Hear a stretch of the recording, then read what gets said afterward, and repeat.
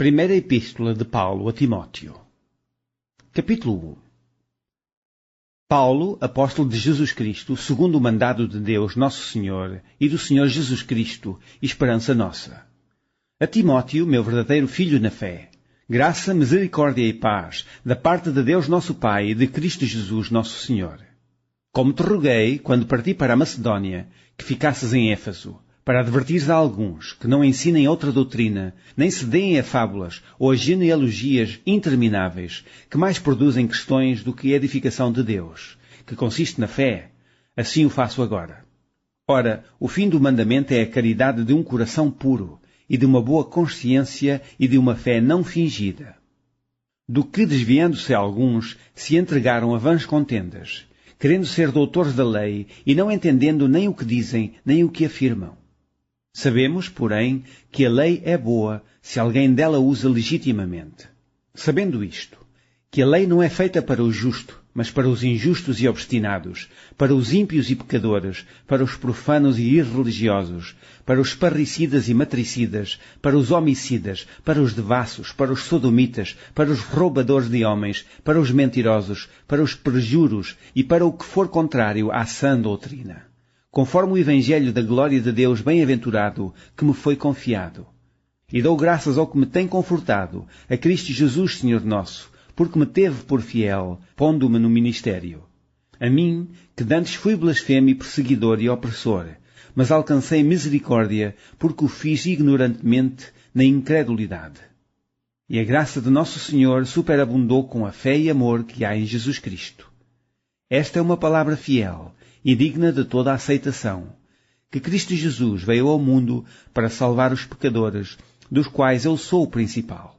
Mas por isso alcancei misericórdia, para que em mim, que sou o principal, Jesus Cristo mostrasse toda a sua longanimidade, para exemplo dos que haviam de crer nele, para a vida eterna. Ora, ao Rei dos séculos, imortal, invisível, ao único Deus seja honra e glória para todo o sempre. Amém. Este mandamento te dou, meu filho Timóteo, que, segundo as profecias que houve acerca de ti, milites por elas boa milícia, conservando a fé e a boa consciência, rejeitando a qual alguns fizeram naufrágio na fé. E entre esses foram Himeneu e Alexandre, os quais entreguei a Satanás, para que aprendam a não blasfemar. Capítulo 2. Admoesto-te, pois, antes de tudo, que se façam deprecações, orações, intercessões e ações de graças por todos os homens, pelos reis e por todos os que estão em eminência, para que tenhamos uma vida quieta e sossegada em toda a piedade e honestidade. Porque isto é bom e agradável diante de Deus nosso Salvador, que quer que todos os homens se salvem e venham ao conhecimento da verdade. Porque há um só Deus e um só mediador entre Deus e os homens, Jesus Cristo, homem, o qual se deu a si mesmo em preço de redenção por todos, para servir de testemunho a seu tempo. Para o que, digo a verdade em Cristo, não minto, fui constituído pregador e apóstolo e doutor dos gentios na fé e na verdade. Quero, pois, que os homens orem em todo o lugar, levantando mãos santas, sem ira nem contenda, que do mesmo modo as mulheres se ataviem em traje honesto, com pudor e modéstia, não com tranças, ou com ouro ou pérolas, ou vestidos preciosos, mas, como convém a mulheres que fazem profissão de servir a Deus, com boas obras. A mulher aprenda em silêncio, com toda a sujeição. Não permite, porém, que a mulher ensine, nem use de autoridade sobre o marido, mas que esteja em silêncio. Porque primeiro foi formado Adão, depois Eva. E Adão não foi enganado, mas a mulher, sendo enganada, caiu em transgressão. Salvar-se-á, porém, dando à luz filhos, se permanecer na fé, na caridade e na santificação. Capítulo 3. Esta é uma palavra fiel. Se alguém deseja o episcopado, a excelente obra deseja. Convém, pois, que o bispo seja irrepreensível, marido de uma mulher, vigilante, sério, honesto, hospitaleiro, apto para ensinar. Não dado ao vinho, não espancador, não cobiçoso de torpe ganância, mas moderado, não contencioso, não avarento. Que governe bem a sua própria casa, tendo seus filhos em sujeição, com toda a modéstia. Porque, se alguém não sabe governar a sua própria casa, terá cuidado da Igreja de Deus, não neófito, para que, ensoberbecendo-se, não caia na condenação do diabo. Convém também que tenha bom testemunho dos que estão de fora, para que não caia em afronta e no laço do diabo.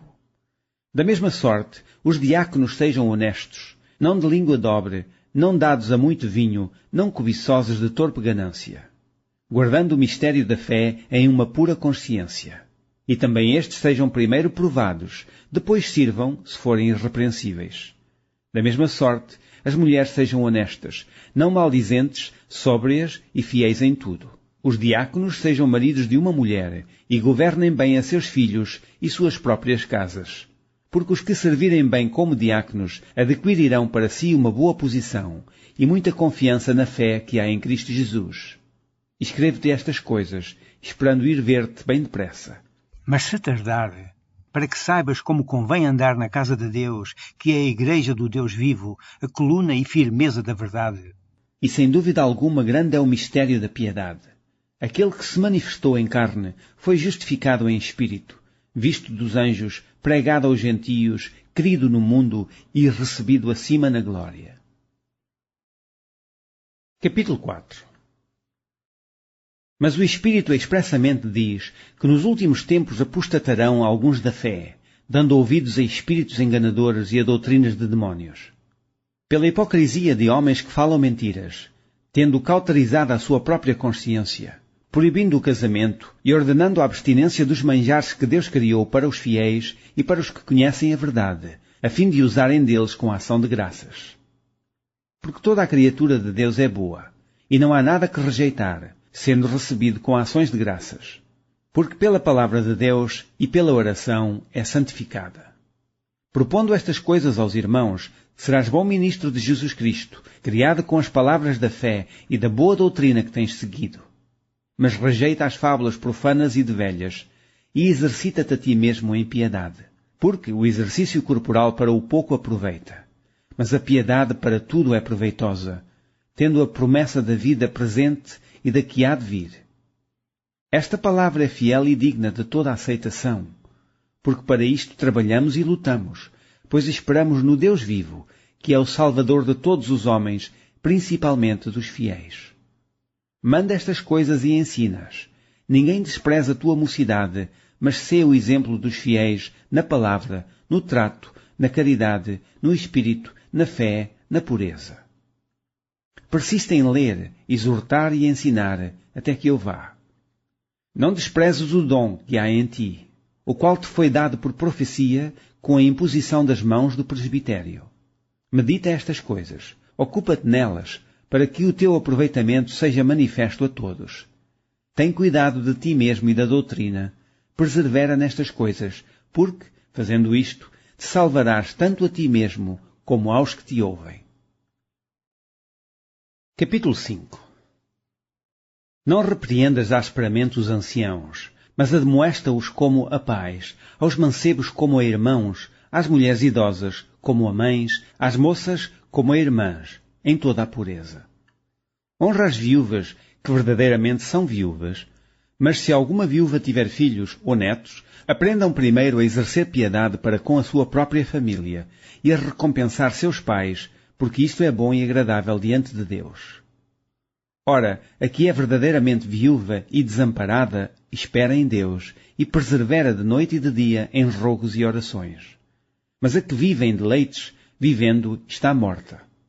Manda, pois, estas coisas, para que eles sejam irrepreensíveis.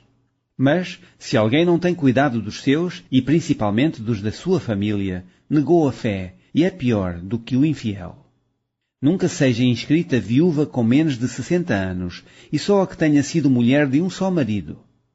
Tendo testemunho de boas obras se criou os filhos, se exercitou a hospitalidade, se lavou os pés aos santos, se socorreu os aflitos, se praticou toda a boa obra. Mas não admitas as viúvas mais novas, porque quando se tornam levianas contra Cristo, querem casar-se. Tendo já a sua condenação por haverem aniquilado a primeira fé. E, além disto, aprendem também a andar ociosas de casa em casa, e não só ociosas, mas também paroleiras e curiosas, falando o que não convém.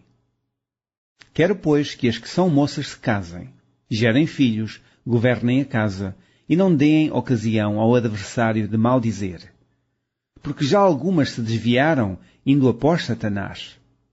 Se algum crente ou alguma crente tem viúvas, socorra-as, e não se sobrecarregue a igreja, para que se possam sustentar as que deveras são viúvas.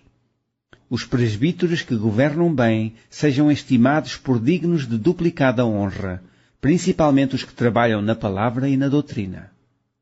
Porque diz a Escritura, não ligarás a boca ao boi que debulha, e digno é o obreiro do seu salário.